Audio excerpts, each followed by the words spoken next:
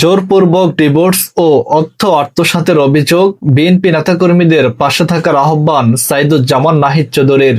বিস্তারিত জানাচ্ছি আমি আশিক আহমেদ।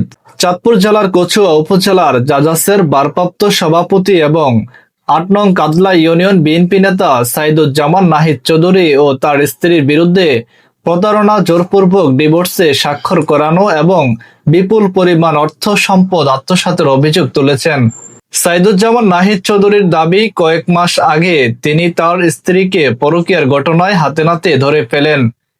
পরবর্তীতে কর্মস্থলের কারণে ঢাকায় অবস্থানকালে তার অনুপস্থিতির সুযোগ নিয়ে প্রায় 15 থেকে 20 লাখ টাকার অর্থ ও সম্পদ, গৃহস্থলীর আসবাবপত্র আত্মসাৎ করা হয় বলে অভিযোগ করেন তিনি। এছাড়া তিনি অভিযোগ করেন, কয়েকদিন আগে তার স্ত্রী ও শ্বশুর সহ কয়েকজন তাকে একটি কক্ষে আটকে রেখে জোরপূর্বক ডিভোর্সের কাগজে স্বাক্ষর করিয়ে নেন। তিনি আরো জানান, তার স্ত্রী বর্তমানে ঢাকার মহাখালীতে অবস্থিত ICDDRBতে কর্মরত রয়েছেন।